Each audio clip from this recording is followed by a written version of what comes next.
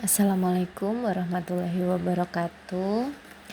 Saya Imelda Duyanti dengan NPM 2312040036. Di sini saya akan mempresentasikan use case diagram dan activity diagram. Untuk yang pertama, di sini saya akan mempresentasikan use case diagram. Use case diagram adalah salah satu jenis diagram dalam UML yang digunakan untuk menggambarkan interaksi fungsional antara pengguna atau aktor dengan sebuah sistem. Baik, saya akan mulai menjelaskan use case diagram. Di sini terdapat 5 aktor, yaitu yang pertama petugas pendaftaran, dokter poli, petugas laboratorium, petugas farmasi, dan yang terakhir petugas administrasi dan pelaporan. Baik, mulai dari petugas pendaftaran. Petugas pendaftaran bertugas untuk mendaftarkan pasien baru. Di sini terdapat diagram include yang berarti harus dilalui. Jadi petugas pendaftaran sebelum mendaftarkan pasien harus login terlebih dahulu. Kemudian di sini terdapat dokter poli. Dokter poli melakukan pemeriksaan. Jadi di sini juga terdapat diagram include. Jadi pasien sebelum dilakukan pemeriksaan harus melalui pendaftaran pasien terlebih dahulu. Kemudian di bagian pemeriksaan terdapat 2 pemeriksaan, yaitu pemeriksaan fisik dan pemeriksaan vital. Kemudian petugas laboratorium memiliki hasil laboratorium dari pasien dan dokter akan membaca hasil laboratorium tersebut. Kemudian dokter juga bertugas membuat resep obat sesuai dengan hasil pemeriksaan laboratorium atau penyakit yang diderita oleh pasien.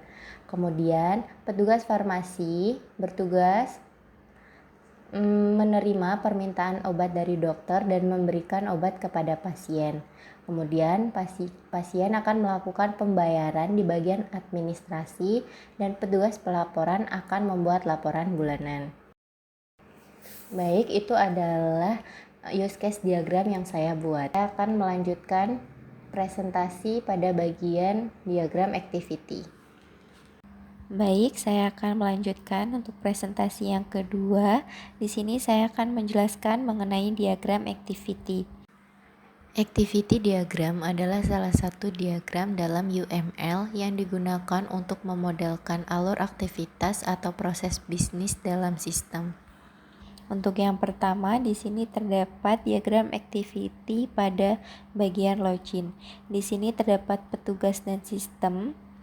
Untuk yang pertama, di sini ada tombol start, kemudian petugas akan membuka sistem, kemudian sistem akan menampilkan form login. Kemudian berlanjut, petugas akan memasukkan username dan password, lalu klik tombol login.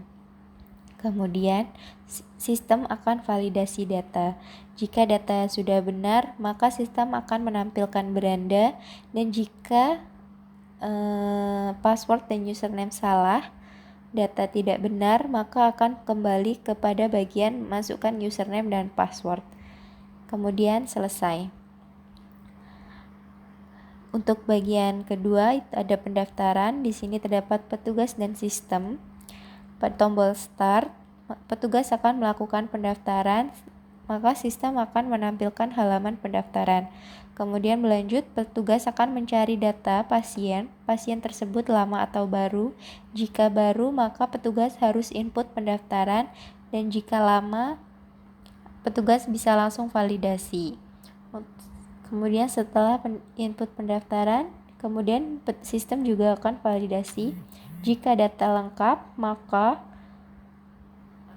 sistem akan langsung menyimpan data pendaftaran. Namun jika data belum lengkap, sistem akan kembali pada bagian input pendaftaran. Kemudian selesai. Kemudian yang ketiga terdapat poliklinik anak. Di sini terdapat dokter dan juga sistem. Untuk yang pertama, start, dokter akan melihat daftar pasien anak, kemudian sistem akan menampilkan data pasien. Kemudian dokter berlanjut dengan melakukan pemeriksaan dan membuat diagnosa, Kemudian sistem akan menyimpan data pasien yang sudah diperiksa. Dan dokter akan submit hasil pemeriksaan pada sistem. Kemudian selesai. Kemudian yang selanjutnya ada pada bagian laboratorium. Di sini terdapat petugas dan juga sistem. Untuk yang pertama start, maka petugas akan klik menu pada bagian laboratorium. Kemudian sistem akan menampilkan data-data laboratorium. Petugas akan memilih data laboratorium, kemudian sistem akan menyimpan data laboratorium. Selesai.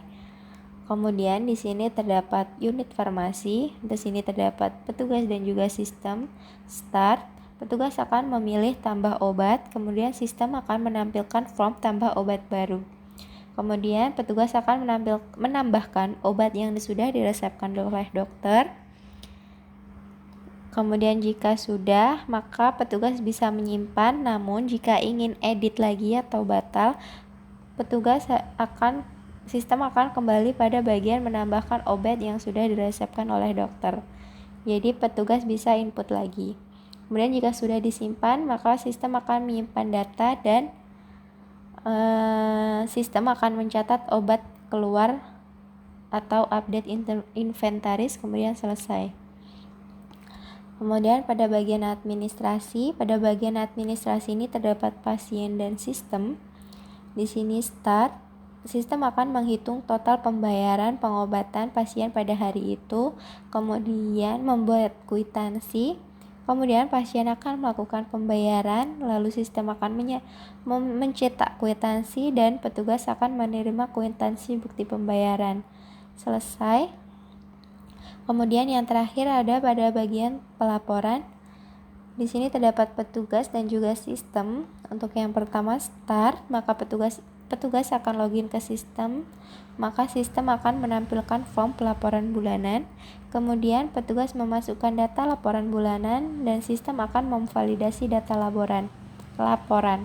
Kemudian petugas akan mengecek data laporan lalu mengirim laporan ke sistem. Jika laporan sudah dianggap benar, maka sistem akan menyimpan laporan ke database dan menampilkan notifikasi laporan bulanan berhasil disimpan.